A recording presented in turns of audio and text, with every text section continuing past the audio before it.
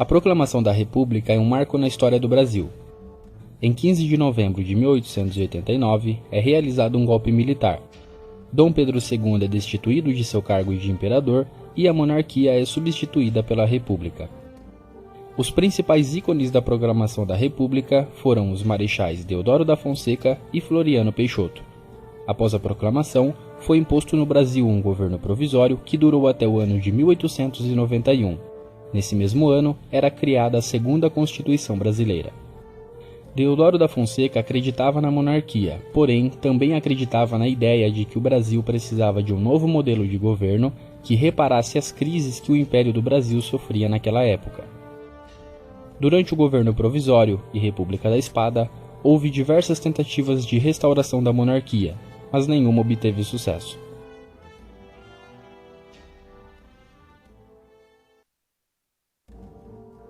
Getúlio Vargas volta ao poder em 1950 através de eleições democráticas. Assim como no passado, seu governo foi novamente alvo de oposições. Em 1955, haveria eleição presidencial e a campanha política contra Getúlio era preocupante. Através da Tribuna da Imprensa e União Democrática Nacional, Carlos Lacerda tornou-se um dos maiores inimigos de Getúlio. Em 5 de agosto de 1954, Carlos Lacerda sofre um atentado e um major da aeronáutica morre. Gregório Fortunato, chefe da guarda pessoal de Getúlio, foi considerado o mandante do atentado. Getúlio também foi culpado, perdeu apoio e foi pressionado a renunciar. Em 24 de agosto, após perder a esperança, Getúlio disse: "Só morto sairei do catete". Após isso, tirou a sua própria vida com um tiro no peito.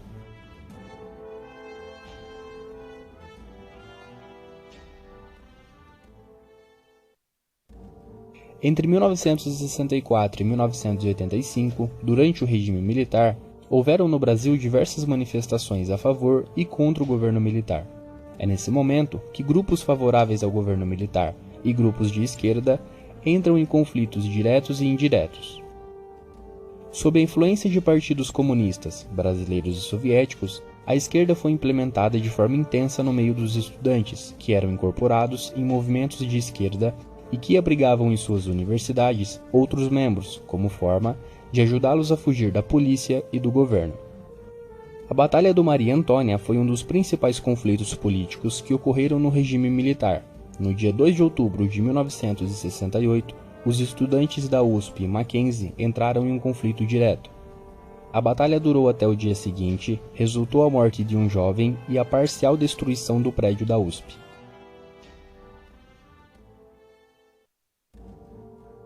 Em março de 1945, no ano final da Segunda Guerra Mundial, os aliados já ocupavam boa parte do território alemão e batiam às portas de Berlim.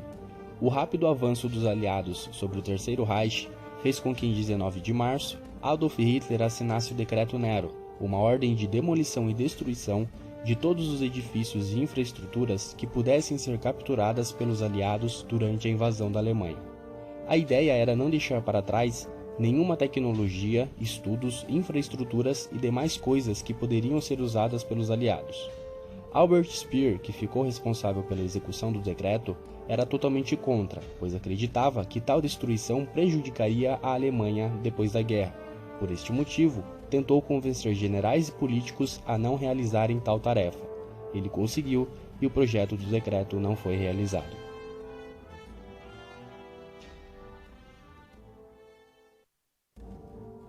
Após o término da Segunda Guerra Mundial, os países vencedores assinaram tratados e acordos que ditaram o futuro da Alemanha. É nesse momento que a Alemanha e Berlim são ocupadas e divididas em zonas de influência. Por consequência da Guerra Fria, essas zonas de influência passaram a representar a bipolaridade política dessa guerra, e a partir disso, a Alemanha e Berlim são divididas em ocidental capitalista e oriental socialista. Devido a diversas falhas do socialismo aplicado no lado oriental, milhares de pessoas começaram a abandonar a Alemanha e Berlim socialista, usando da Berlim ocidental, que era capitalista, como uma rota de fuga. O número de pessoas que abandonaram o lado socialista era inaceitável, e assim, em 1961, os socialistas construíram um muro cercando toda a Berlim ocidental. O Muro de Berlim ficou de pé por 28 anos e se tornou símbolo da Guerra Fria. Desde a eleição de 1950, Carlos Lacerda já liderava a oposição contra o governo de Getúlio Vargas. Através de seu jornal, Tribuna da Imprensa, e do partido União Democrática Nacional, Carlos tornou-se um importante jornalista e político. Seu jornal era a principal fonte de citações e manifestações contra Getúlio. Devido a muitas ameaças, alguns militares da aeronáutica decidiram proteger Carlos Lacerda. Na noite de 5 de agosto de 1954, Carlos sofre um atentado. O major da aeronáutica que o acompanhava foi atingido por tiros e morreu. Após inquéritos feitos pela aeronáutica e forças de segurança, descobriu-se que Crimélio Uribes, membro da guarda pessoal de Getúlio, participou do ataque. Assim, Gregório Fortunato, chefe da guarda pessoal de Getúlio, foi considerado o mandante do atentado.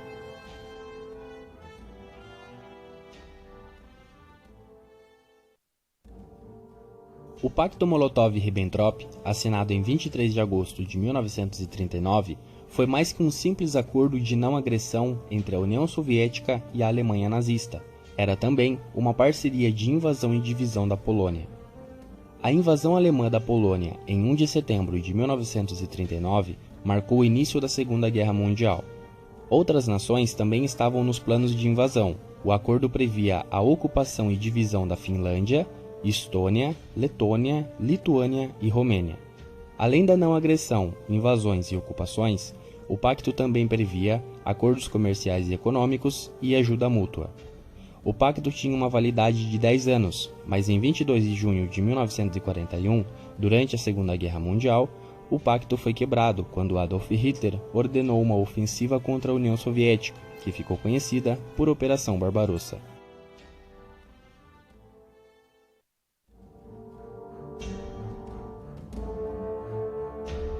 E aí pessoal, como vocês estão? Esse é mais um vídeo do canal História Contada e hoje nós iremos falar sobre a Constituição de 1824, a primeira Constituição do Brasil. Bom pessoal, ela foi criada a partir de um projeto feito por Dom Pedro I e aplicada após a dissolução da Assembleia Constituinte em 1823. Ela foi uma consequência direta de disputas entre interesses políticos que cercavam o Brasil após a sua independência. Dom Pedro I e os portugueses tinham uma grande pedra pelo caminho, os liberais e os conservadores, que representavam as elites e pensavam de forma diferente. Diante dessa relevante manifestação política, Dom Pedro I, com a ajuda dos portugueses, acaba dissolvendo a Assembleia Constituinte em 1823 e no ano seguinte impõe seu projeto que se torna a primeira Constituição brasileira. Sua principal função era dar mais poder a Dom Pedro I, colocando-o em um posto chamado Poder Moderador, que ficava acima do Poder Executivo, Legislativo e Judiciário. As características dessa Constituição foram a nomeação do Brasil como o Império do Brasil, tendo sua carta outorgada e imposta, definindo o Império do Brasil como uma monarquia hereditária e constitucional de um Estado centralizado. A Igreja ficou ligada ao Estado e a religião oficial era o catolicismo, mas ainda assim era permitido o livre culto a outras religiões. O Império era formado por 4 poderes, o Executivo, Judiciário e Legislativo, e também o Moderador, sendo este último aquele de maior poder e controlado pelo Imperador. As eleições eram indiretas, só podiam votar aqueles que eram homens livres, maiores de 25 anos de idade e com renda de mais de 100 mil réis por ano. Os cargos para senadores eram vitalícios e só podiam ser ocupados por indivíduos com mais de 800 mil réis por ano também. Essa Constituição foi imposta, possuía 179 artigos e durou 65 anos.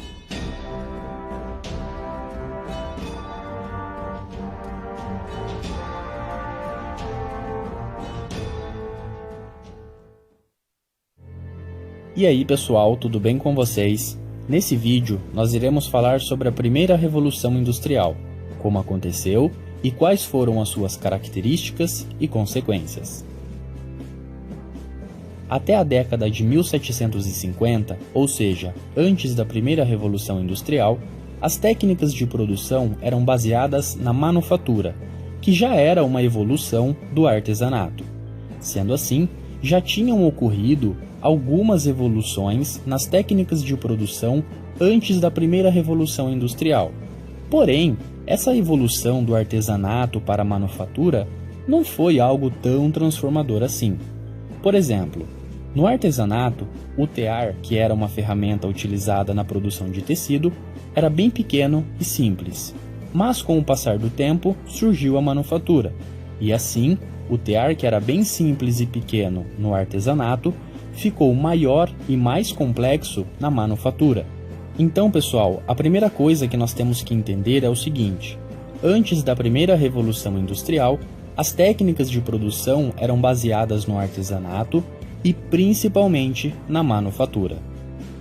A partir da década de 1760, quando finalmente começou a primeira revolução industrial, a manufatura passou a ser substituída pela maquinofatura, e alguns trabalhos que antes eram feitos pelo ser humano passaram a ser feitos pelas máquinas.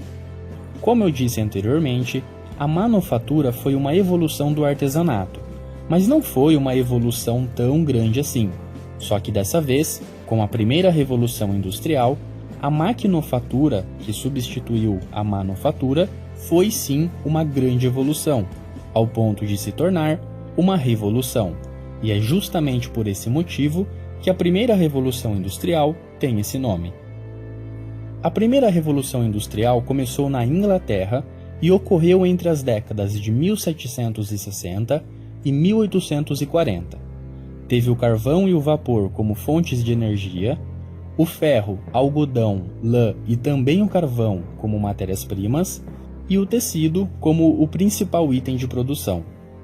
Apesar de seu nome fazer referência ao setor da indústria, a primeira revolução industrial não revolucionou apenas as técnicas de produção, revolucionou também a economia, o comércio, a política, a sociedade e tudo o que existia naquela época. A primeira revolução industrial é marcada por dois fatores muito importantes que são os responsáveis por todas as outras consequências dessa revolução. São eles a indústria e a maquinofatura. Com a chegada das indústrias, que em boa parte eram de propriedade privada de burgueses, começaram a surgir novos pontos de vista sobre a relação entre a economia e a política. Foi nesse momento que surgiu o liberalismo econômico, e houve também a consolidação do capitalismo industrial, que substituía o capitalismo comercial.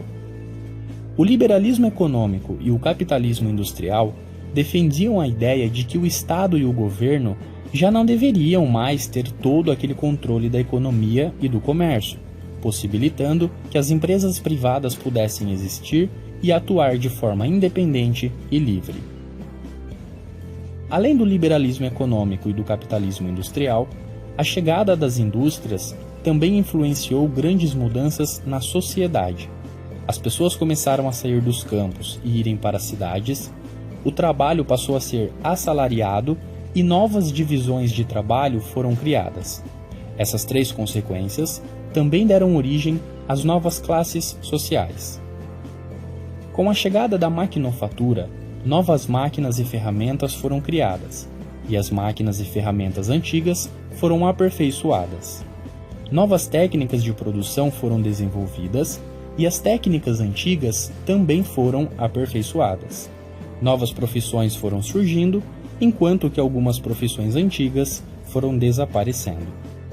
E é isso, pessoal. Espero que tenham entendido. Não deixem de assistir os próximos vídeos sobre a Revolução Industrial e se você gostou, deixe um like para ajudar o canal. O meu muito obrigado e até mais.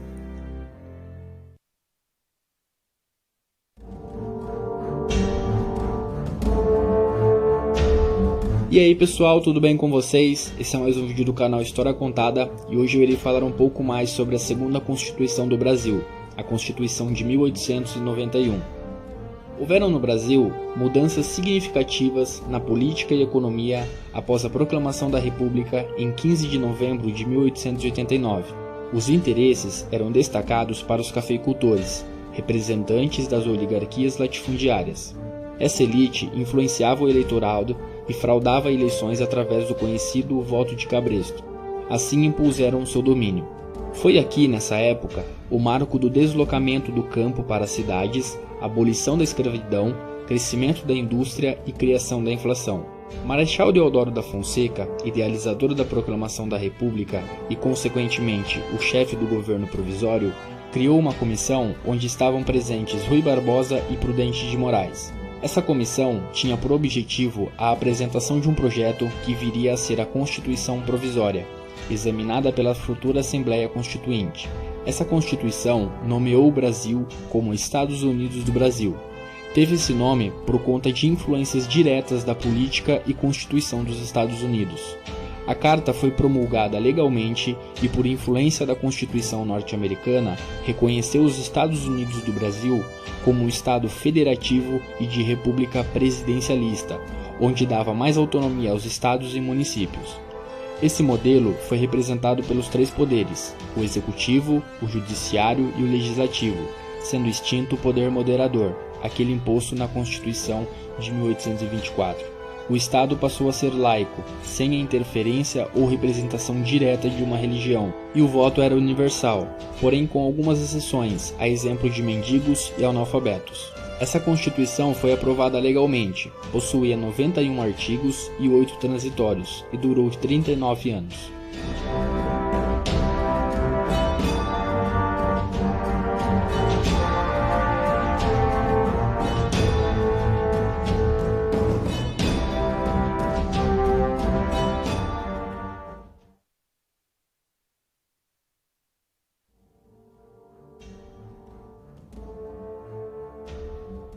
E aí pessoal, tudo bem com vocês? Esse é mais um vídeo do canal História Contada e nele nós iremos abordar o tema da Constituição de 1934. Bom pessoal, essa Constituição ela foi criada para tornar legítima a posse do presidente Getúlio Vargas e também para amenizar as revoltas e insatisfações que aconteciam no Brasil. A maior dessas revoltas foi a tentativa de derrubada de Vargas com a Revolução de 1932. Em novembro de 1933, uma nova Assembleia Constituinte foi criada por Vargas, pois até então não tinha.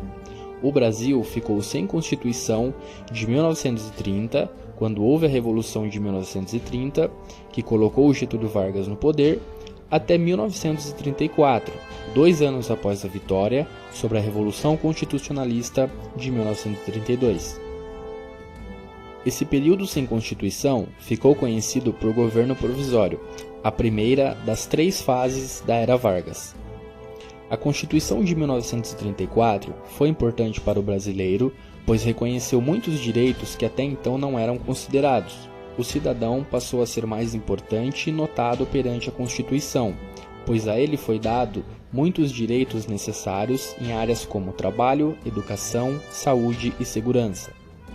Isso tudo foi consequência de pressão popular, por conta da insatisfação da população que havia naquela época, após a frustração da Revolução Constitucionalista de 1932.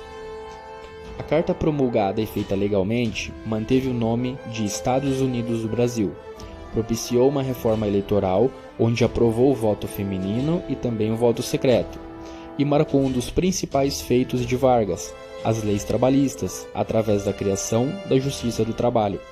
Aprovou também o salário mínimo, jornada de trabalho de 8 horas por dia, repouso semanal e férias remuneradas. Essa Constituição foi a que vigorou por menos tempo entre todas as constituições que o Brasil já teve. Ela durou somente 3 anos, possuía 187 artigos e mais 26 transitórios. Sofreu 3 emendas em 1935 para a segurança do Estado. O texto propunha o impedimento de movimentos subversivos de instituições políticas ou sociais contra o governo. É isso daí, pessoal. Chegamos ao fim de mais um vídeo. Se você gostou, peço que dê um joinha para fortalecer o meu trabalho, compartilhe com os seus amigos e desejo a você e a todos vocês bons estudos.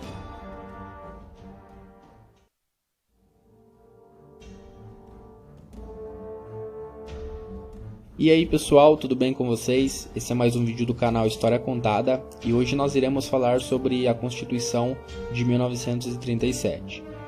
Bom pessoal, Foi próximo ao fim do seu mandato que Getúlio Vargas deu um golpe de Estado e permaneceu no poder.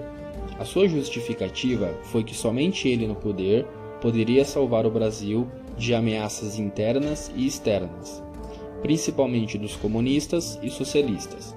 Isso tudo ocorreu após a intentona comunista, que foi uma tentativa de golpe, e também ao Plano Corren, que também era uma tentativa de golpe, mas que supostamente foi orquestrado pelo próprio governo ou então seus aliados, para que assim o governo tivesse mais uma desculpa para realizar o golpe e manter Getúlio Vargas no poder. Com essas duas tentativas de golpe comunista citadas pelo governo, Vargas revoga a Constituição de 1934, dissolve o Congresso e impõe a Constituição de 1937, que instaura a Carta Constitucional do Estado Novo e dá ao presidente uma autonomia para permanecer no poder, com poderes considerados ilimitados. A Constituição de 1937 ficou conhecida como uma Constituição polaca e fascista, por possuir muita semelhança com a Constituição polonesa, que na época possuía aspectos fascistas.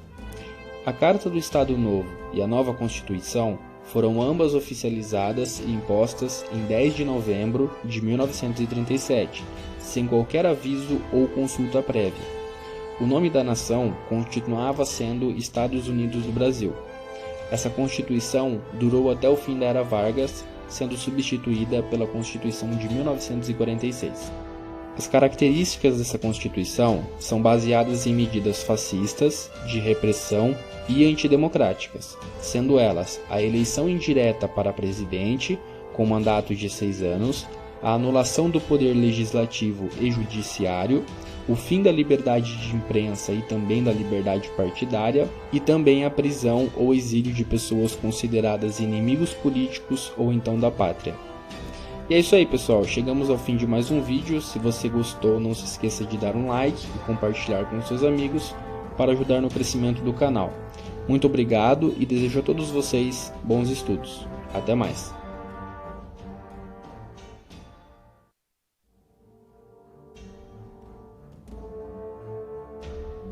E aí pessoal, tudo bem com vocês? Esse é mais um vídeo do canal História Contada e hoje nós iremos falar sobre a Constituição de 1946. Então pessoal, pode não parecer, mas a Segunda Guerra Mundial teve muita influência nessa Constituição, bem como na queda do Estado Novo.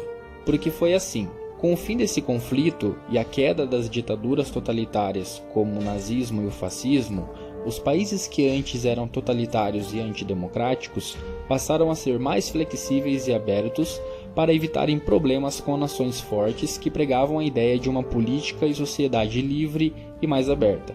É assim que Vargas começa a ser menos totalitário e muda o plano de seu governo para algo mais democrático. Só que essa tentativa, pessoal, não deu muito certo, porque já era tarde demais. Ao fim do Estado Novo, o regime de Vargas perde força e aliados, chegando ao seu fim no mesmo ano que a Segunda Guerra Mundial terminou, em 1945. Com o fim do Estado Novo, o Brasil tem agora a possibilidade de reorganizar a sua política e democracia. É elaborada então a Constituição de 1946. Essa Constituição, pessoal, revoga e altera diversas mudanças que foram aplicadas na Constituição de 1937 e na Carta Constitucional do Estado Novo. Essas mudanças são definidas pela recriação, ou seja, pela volta do Poder Executivo, a devolução de independência aos poderes Executivo, Judiciário e Legislativo, o fim da censura, o reconhecimento do direito de liberdade individual, de liberdade de expressão e manifestação, e também o fim da pena de morte. A Constituição de 1946 também estabelece a incorporação do reconhecimento do direito à propriedade privada. Prevê também a liberdade de pluralidade política, o direito de greve e liberdade de associação sindical. Essa Constituição continuou reconhecendo o país como Estados Unidos do Brasil. E é isso aí, pessoal. Se você gostou, não se esqueça de deixar o seu like e compartilhar com seus amigos para ajudar no crescimento do canal. Muito obrigado e desejo a todos vocês bons estudos. Até mais!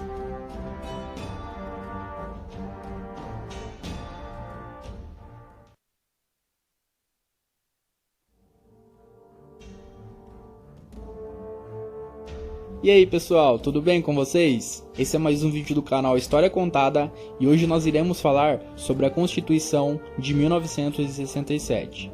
Bom pessoal, a sexta Constituição brasileira nasceu em meio a um período um pouco complicado para o Brasil, 3 anos após a instauração do regime militar. Nesse período, o Congresso foi mantido, porém ausentava os opositores dos militares. Sendo assim, era um Congresso parcialmente ou quase totalmente aliado ao governo dos militares. Com o Legislativo sob controle dos militares, assim coube ao Poder Executivo enviar uma proposta ao Congresso. Aprovada e promulgada pelos parlamentares, mas sob influência e interesse dos militares, a Constituição de 1967 implementou a eleição indireta para presidente, que era feita através de um colégio eleitoral, formado por delegados escolhidos pelas Assembleias Legislativas e membros do Congresso Nacional.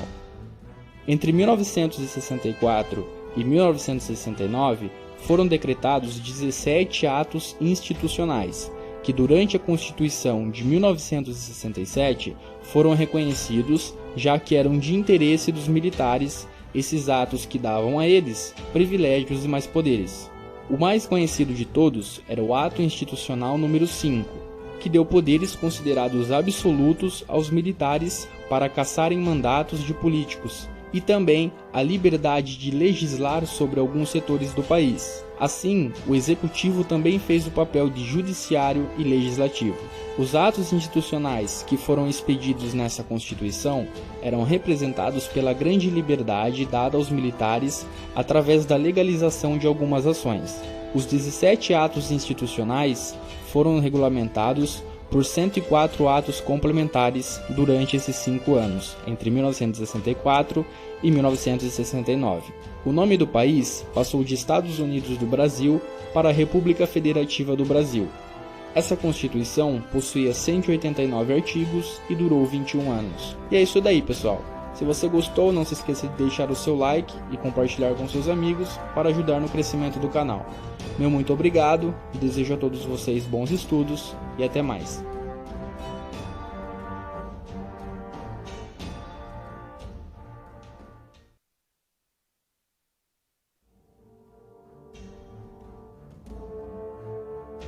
E aí pessoal, tudo bem com vocês? Esse é mais um vídeo do canal História Contada e é o último vídeo sobre as Constituições brasileiras. Nesse vídeo nós iremos falar sobre a Constituição de 1988, a nossa atual Constituição.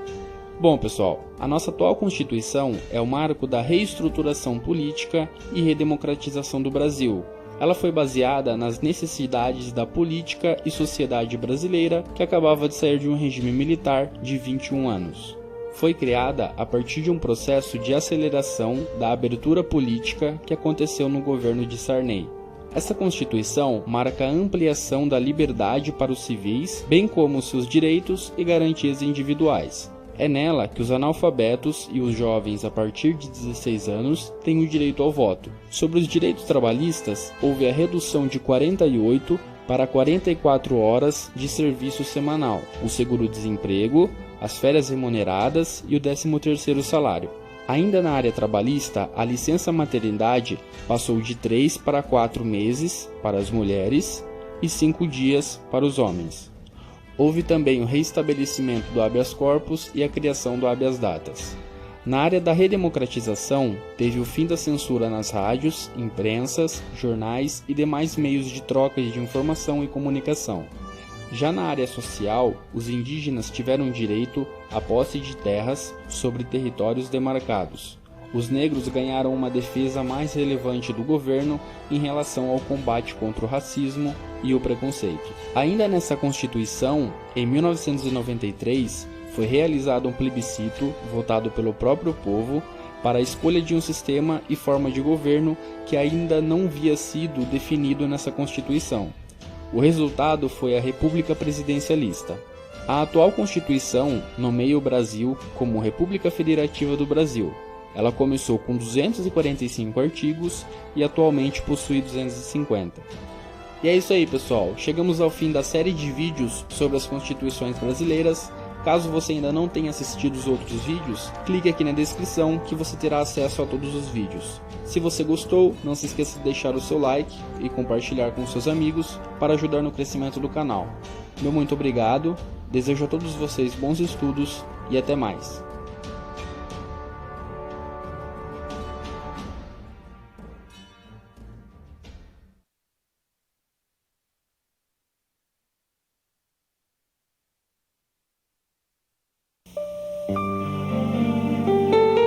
Um novo, claro Brasil surge, indeciso, da pólvora. Meu Deus, tomai conta de nós.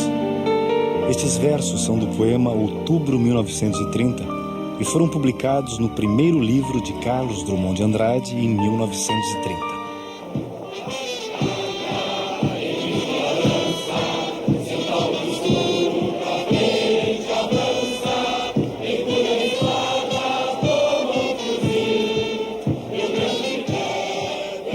Carlos Alberto Richelli é o herói do filme Sonho Sem Fim, no papel do pioneiro do cinema gaúcho Eduardo Abelim. Ele foi contaminado pela mesma euforia que tomou conta do país quando estourou a Revolução de 1930 e embarcou na esperança de que estava nascendo um novo Brasil. A Revolução levou 21 dias para chegar ao Rio de Janeiro. O Palácio Guanabara, residência oficial do presidente da República, e o Palácio do Catete, sede do governo federal, foram cercados.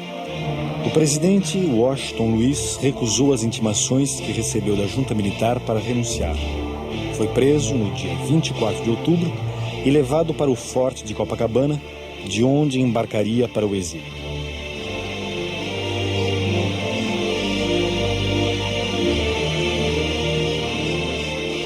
Estas imagens, inéditas na televisão brasileira, mostram os últimos momentos de Washington Luiz no poder, quando o presidente ainda pensava ser possível resistir ao levante militar, e também a entrada das tropas revolucionárias no Rio de Janeiro.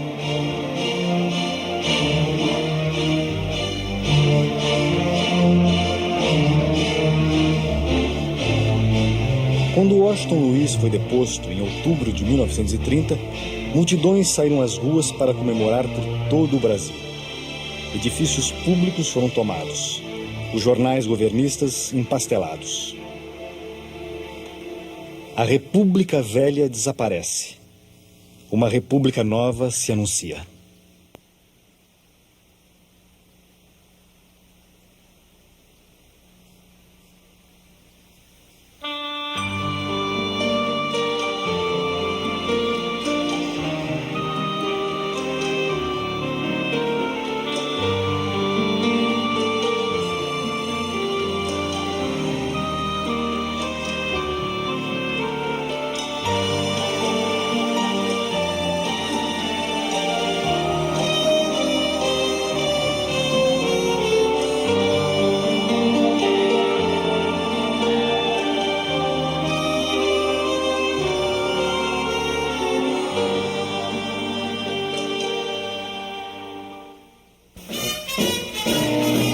O Corso na Avenida Rio Branco foi um dos pontos altos do primeiro carnaval da década de 20.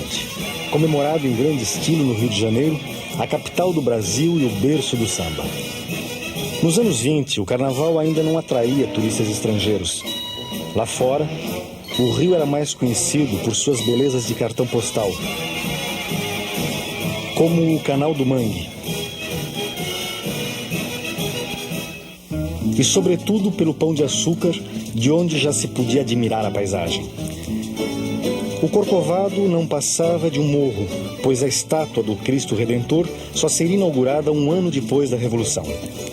Em 1920, o Rio tinha pouco mais de 1 milhão de habitantes, 6 vezes menos do que hoje em dia. Já naquela época, a Avenida Rio Branco era a mais importante e movimentada da cidade e a Rua do Ouvidor seu ponto mais elegante.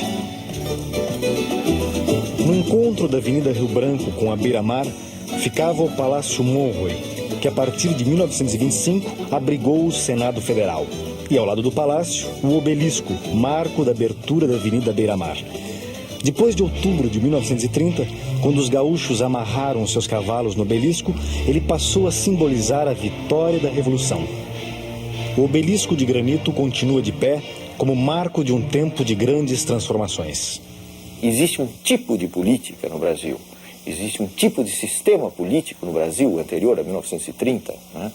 Regionalista, marcadamente oligárquico, liberal elitista, etc., que morre em 1930. Nos anos 20, o Brasil continuava a viver da exportação de açúcar, café, cacau e borracha. Quando o café tomou o primeiro lugar da lista de exportações, São Paulo passou a dividir o mando político com Minas Gerais.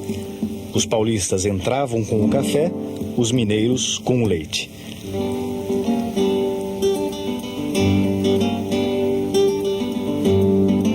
Na velha República, os grandes proprietários rurais de São Paulo faziam os presidentes da República e controlavam as decisões econômicas. E havia sempre um banquete para sacramentar essas decisões. Dos 11 presidentes eleitos da República Velha, apenas 2 não eram de São Paulo e Minas. Mas em nenhum governo, o café deixou de ser generosamente beneficiado. Toda vez que os preços do produto oscilavam no mercado internacional e as exportações caíam, o governo entrava em cena tomando empréstimos no exterior e comprando a produção excedente para restabelecer o nível dos preços. Mais de 60% da população brasileira vivia no campo, produzindo a riqueza do país, mais distante das grandes decisões nacionais. Na República Velha, os presidentes eram eleitos por menos de 3% da população. As mulheres não tinham direito a voto, nem os analfabetos, que representavam 50% da população adulta. O voto, por sua vez, não era secreto, facilitando a fraude e o voto de cabresto. Na hora da eleição, quem dava as cartas eram os coronéis.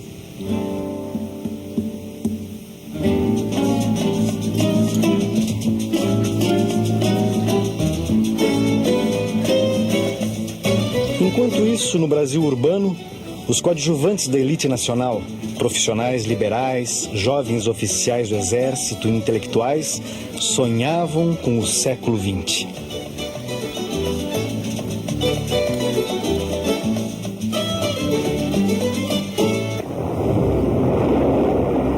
Um século que, na verdade, só havia começado em 1914 com a Primeira Guerra Mundial.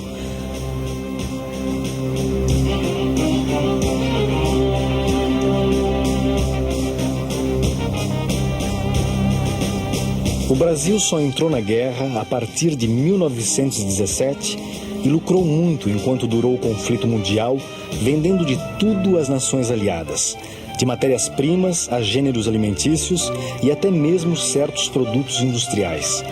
Durante a guerra, a economia brasileira prosperou a olhos vistos e uma nova classe, produzida pelo surto de industrialização, fez a cidade de São Paulo ficar mais parecida com os grandes centros urbanos do mundo. Às voltas com angustiantes problemas de sobrevivência, o operariado de São Paulo lutou por melhores salários e melhores condições de trabalho. Em sua maioria, imigrantes de origem italiana ligados ao movimento anarco-sindicalista, os operários paulistas realizam inúmeras greves a partir de 1910, culminando com a greve geral de 1917. Ameaçados de expulsão do Brasil e debaixo de forte repressão, os operários chegariam aos anos 20 sem ter conquistado os mínimos direitos sociais pelos quais tanto lutaram.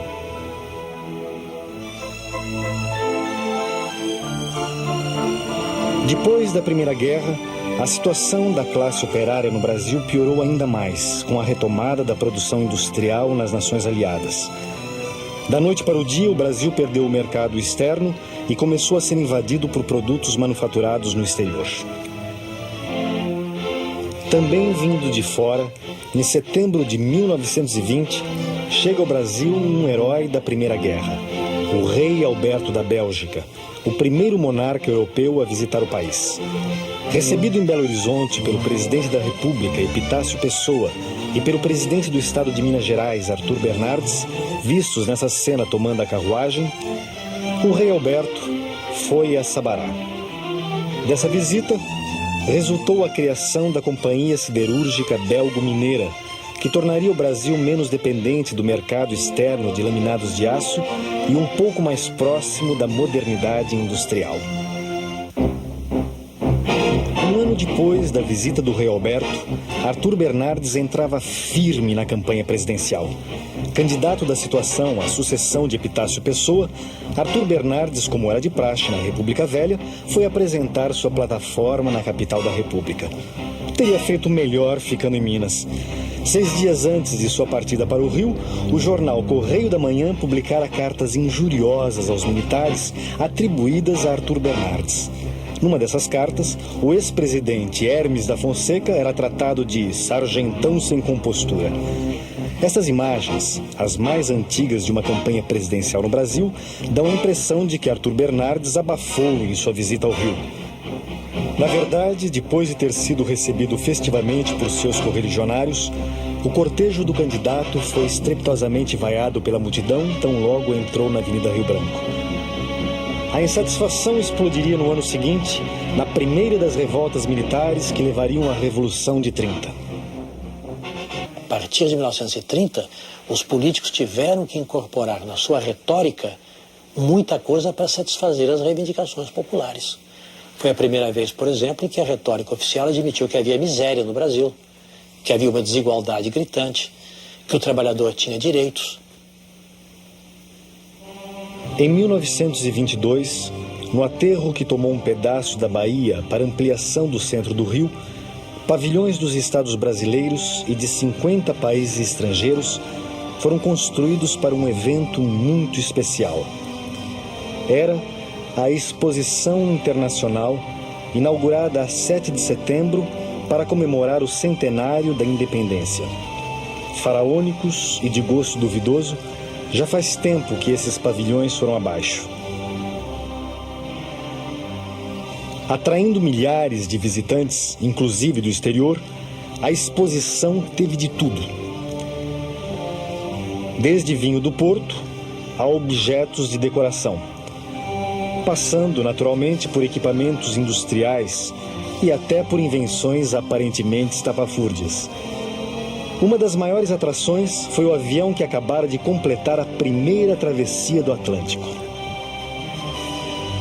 Com a exposição, o Brasil fez um balanço de suas atividades econômicas e as nações industrializadas começaram a reconquistar o mercado brasileiro que haviam abandonado durante a Primeira Guerra Mundial.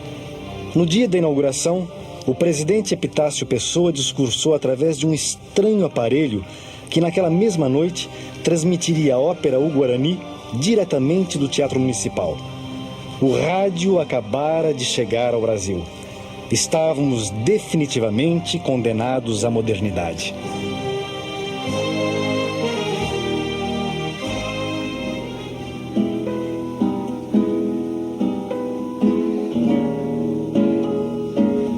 Condenados à modernidade.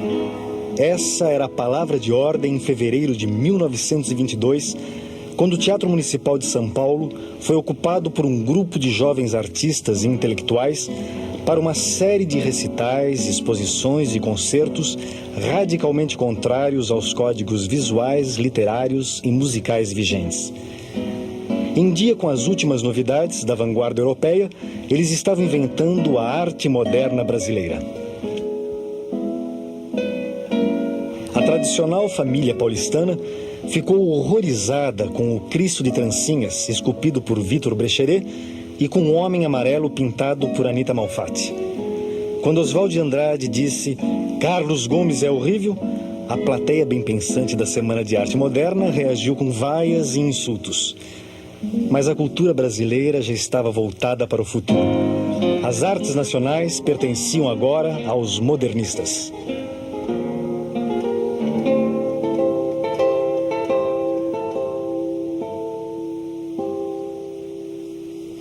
Menos de um mês depois da Semana de Arte Moderna, Arthur Bernardes é eleito presidente da República.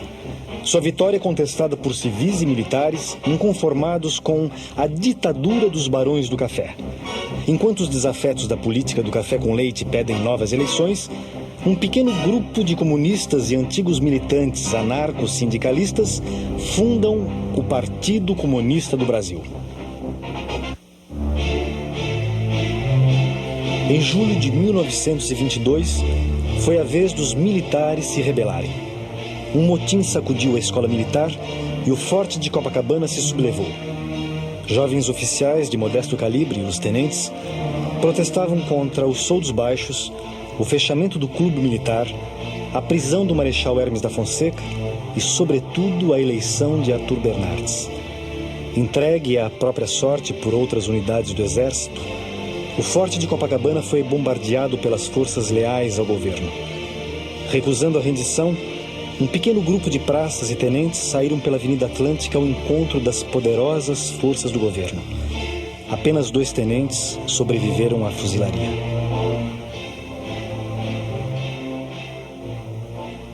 Então, nesse sentido, a revolta de 22 foi uma revolta de sentido muito corporativo, quer dizer, uma revolta muito ligada à questão dos chamados brios do exército que teriam sido ofendidos. Mas é claro que, de um ponto de vista mais amplo, ela está refletindo uma insatisfação geral de certas camadas e camadas urbanas da sociedade e, sobretudo, está refletindo uma insatisfação da posição do exército no interior do sistema político da Primeira República.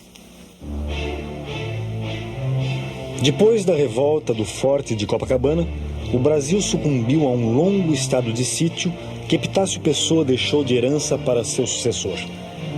Empossado em novembro de 1922, Arthur Bernardes jogou duro com a oposição.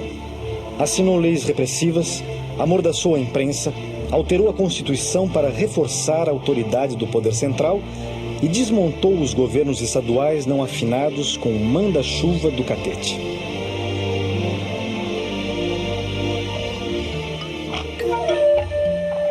Numa noite em que as obrigações do poder lhe deram folga, Arthur Bernardes assistiu em palácio à projeção deste filme, No País das Amazonas, do mesmo pioneiro Silvino Santos, que filmou a Exposição da Independência.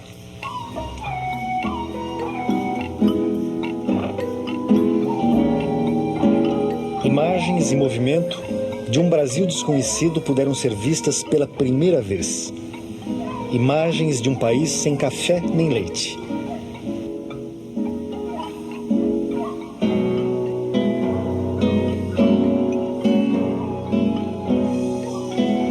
O Brasil dos primeiros brasileiros. Nos anos 20, havia mais de 500 mil índios no Brasil. Hoje não chegam a 200 mil. O País das Amazonas foi uma revelação para os cariocas e ganhou uma medalha de ouro na Exposição da Independência.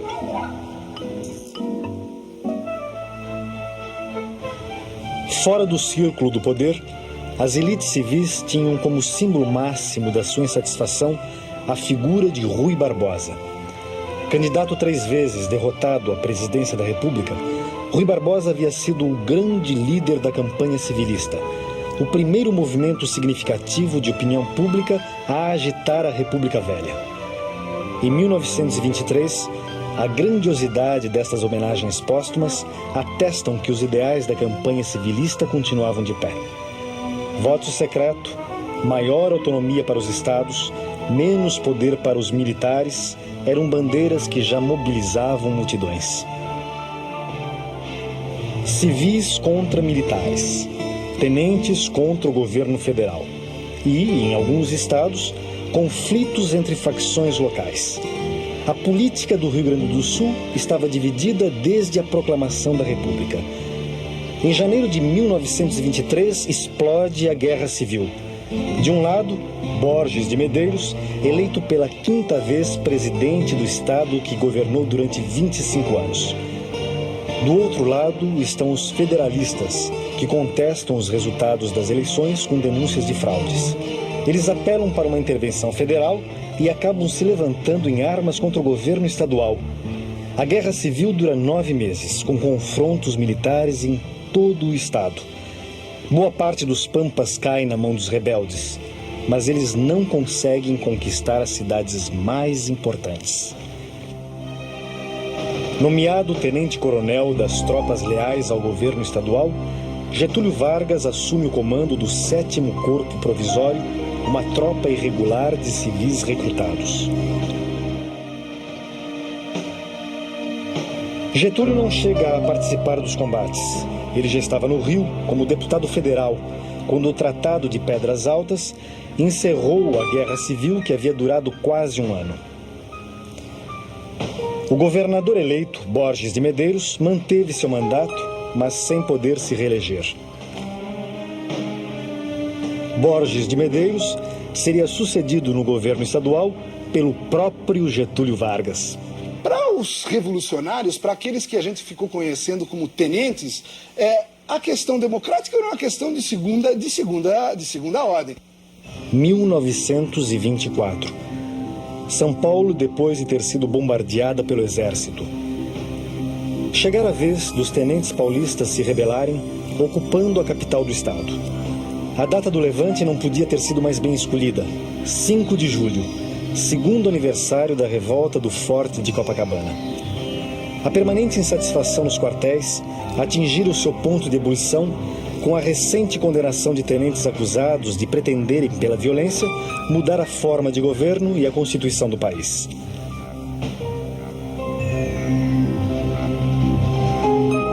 Em Sergipe e no Amazonas, o levante fora logo dominado.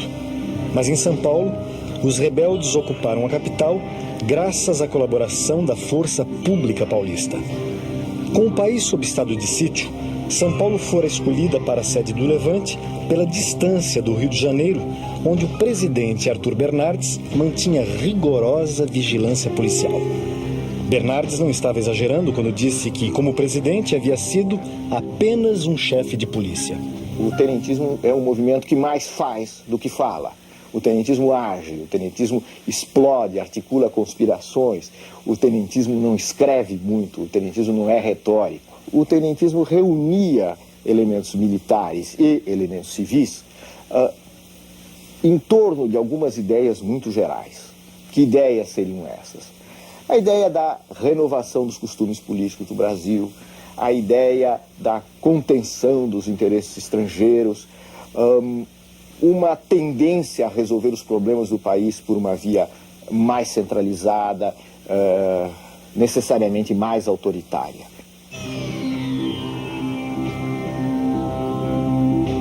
Cercados pelo exército após 3 semanas de ocupação, os tenentes abandonam São Paulo para evitar que a cidade seja ainda mais sacrificada pelo bombardeio.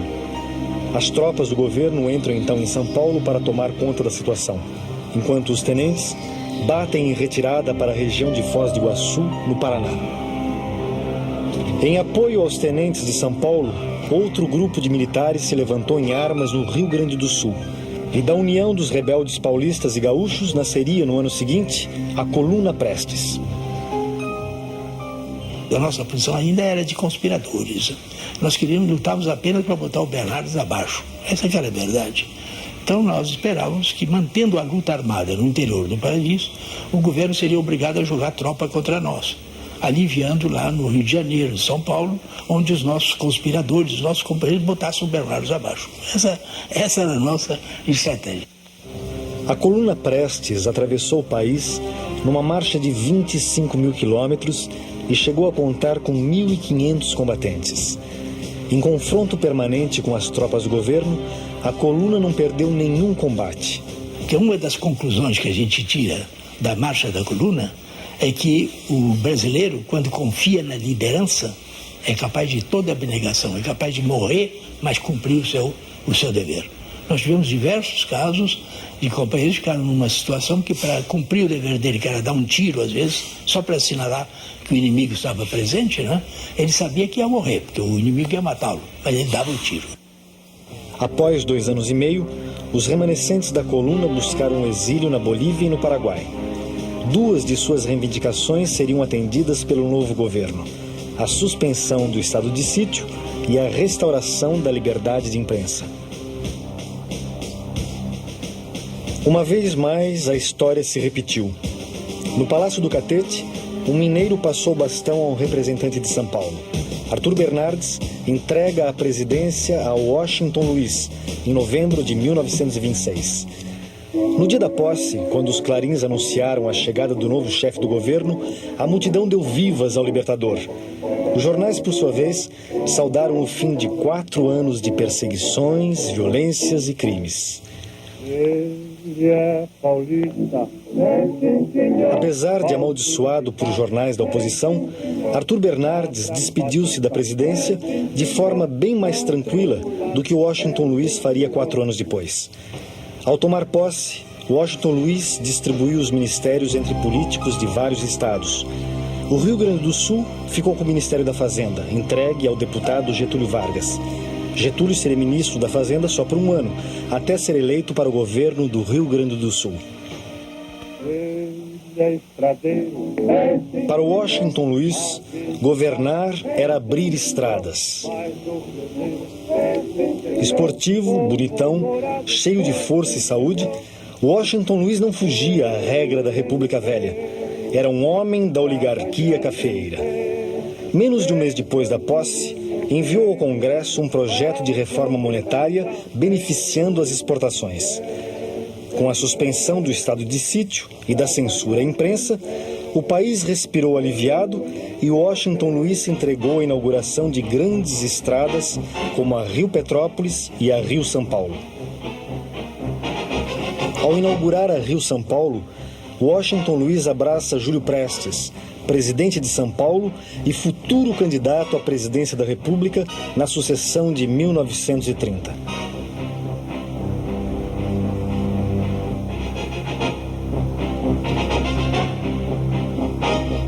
Ainda em 1928, o presidente eleito dos Estados Unidos, Herbert Hoover, visitou o Brasil.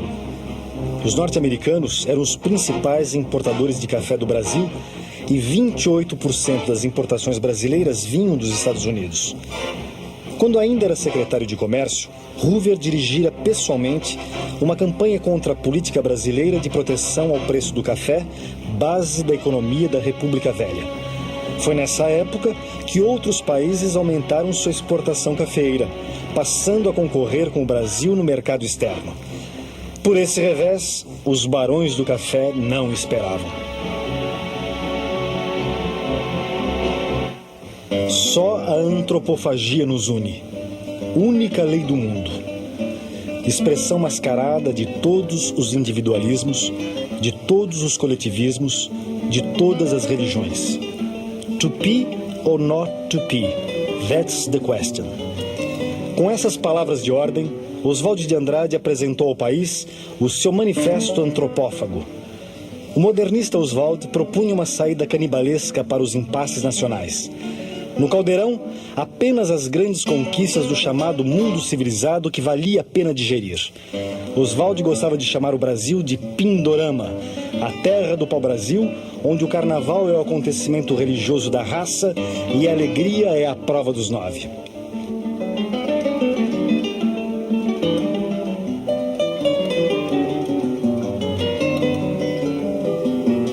Como se vê, 1928 foi um ano dedicado à especulação sobre o que nós somos, tínhamos e precisaríamos ter.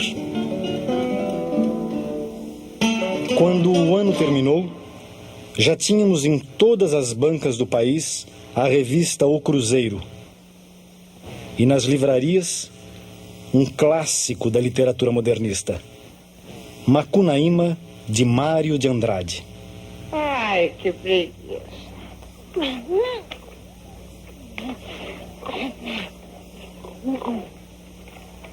E eu?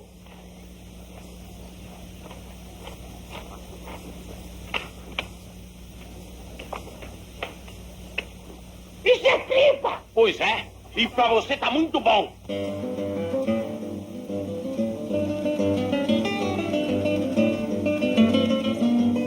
No final dos anos 20, a terra do pau-brasil não estava preparada para a revolução imaginada por Oswald de Andrade.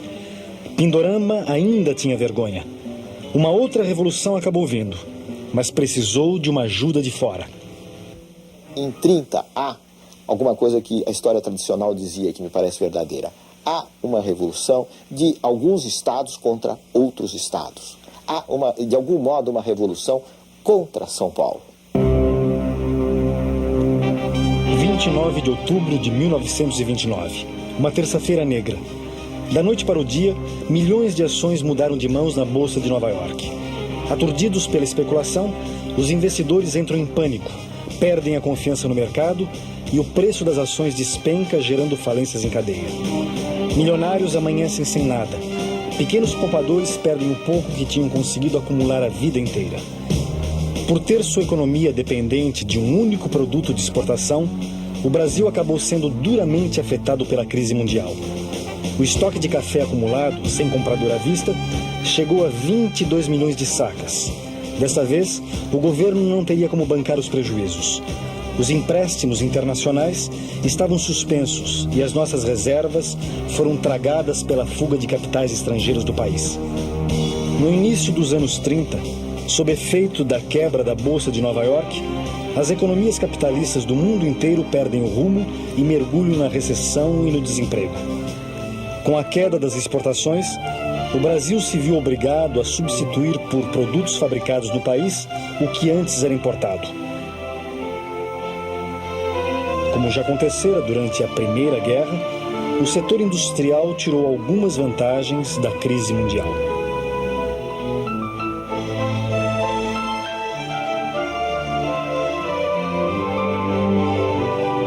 E foi ainda sob o impacto da crise do café que as eleições dobraram a esquina. Mudando as regras do jogo, Washington Luiz indica um paulista à sua sucessão, o presidente de São Paulo, Júlio Prestes. Como era a tradição na República Velha, o candidato da situação vai ao Rio apresentar sua plataforma de governo num grande banquete.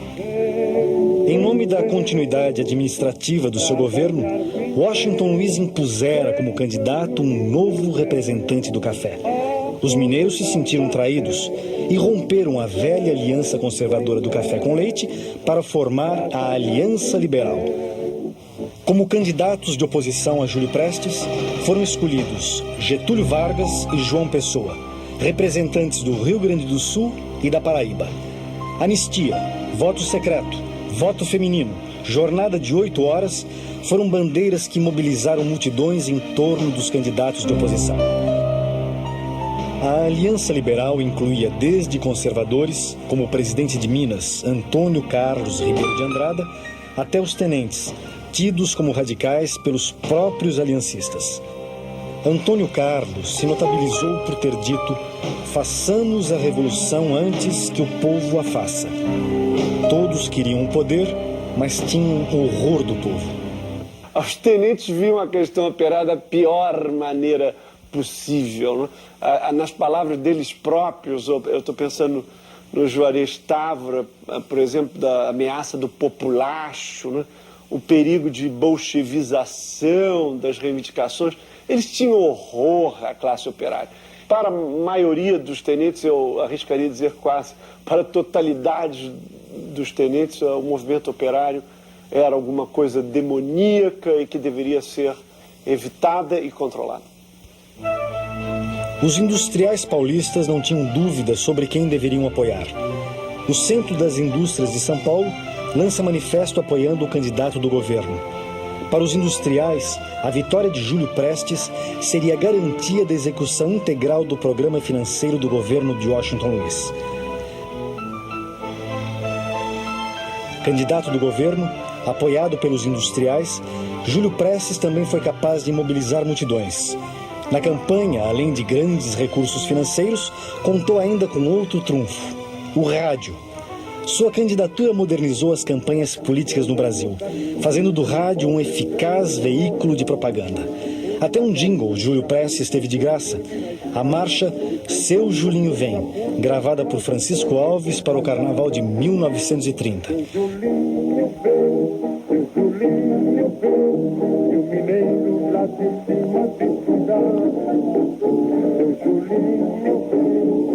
E Seu Julinho veio mesmo.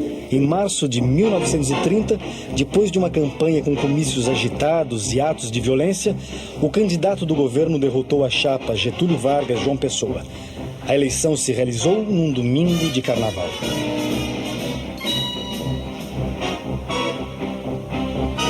A primeira reação da oposição foi reconhecer a vitória de Júlio Prestes, apesar das suspeitas de que a fraude eleitoral fora generalizada. Alguns se limitaram a contestar os resultados, outros se lançaram na conspiração revolucionária.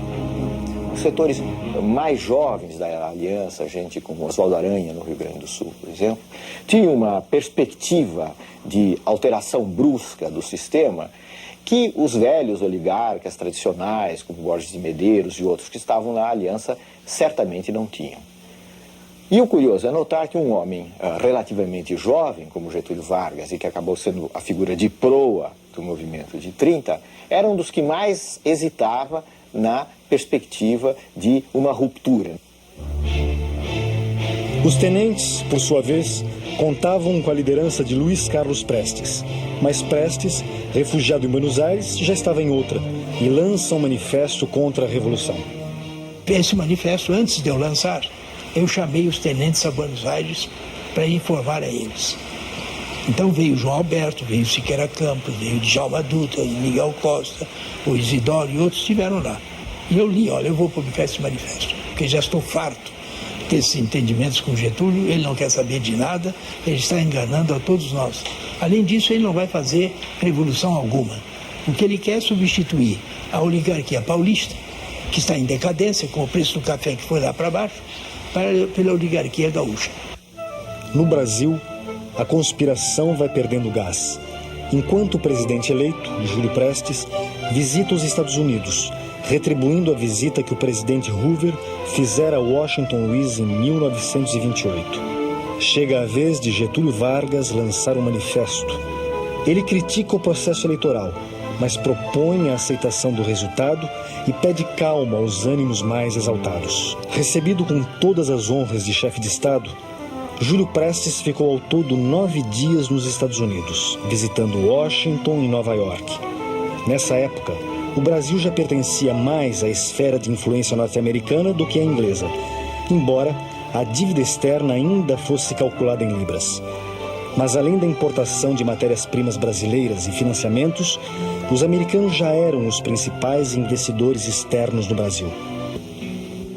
E quando, no Brasil, tudo dava a entender que o ímpeto revolucionário estava perdido e a conspiração suspensa, um tiro mudou o rumo da história. João Pessoa, sou João Dantas. João Pessoa, candidato derrotado à vice-presidência na chapa de Getúlio Vargas, é assassinado. Por trás do crime, rixas pessoais e divergências ligadas à política local, sem vinculação com o projeto revolucionário. E João Pessoa era contrário à Revolução. Ele tinha sido, no decurso de sua vida, um dos promotores da justiça militar. E como assassinato, ele passou a ser o líder da própria Revolução que ele condenava. Porque ele chegou a dizer a Batista Luzzatto, num certo momento, que ele preferia 10 Júlio Prestes a uma revolução. O assassinato de João Pessoa foi o pretexto que faltava para reagrupar todas as facções da oposição e reiniciar a conspiração. A Revolução de 30, ela abre para a construção de um período autoritário. Quer dizer, a Revolução de 30 é uma contribuição notável para o autoritarismo político no Brasil.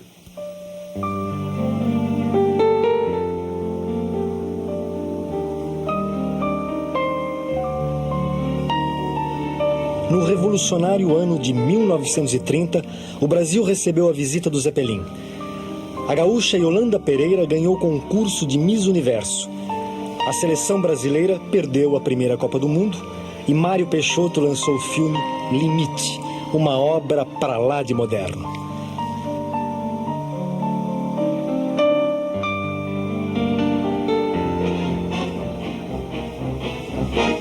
Após o assassinato de João Pessoa, em julho de 1930, os contatos são retomados com o Estado-Maior Revolucionário. e uma primeira data, 25 de agosto, é marcada e depois cancelada por falta de preparo. Falava-se tanto de revolução em 30 que já ninguém mais acreditava que ela iria acontecer. Mas dessa vez, as lideranças mais jovens da Aliança Liberal e os tenentes conseguem convencer os indecisos que chegara a hora de colocar a tropa na rua e a data definitiva do levante é marcada.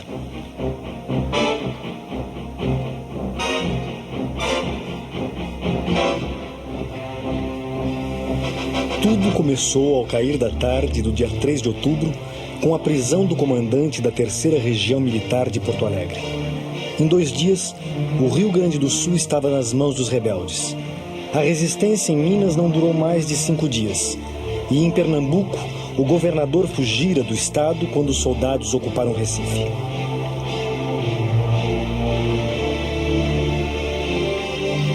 Uma semana depois de iniciado o levante, o Estado-Maior Civil e Militar do movimento é recebido em festa no Paraná, onde o Exército já havia deposto o presidente do Estado.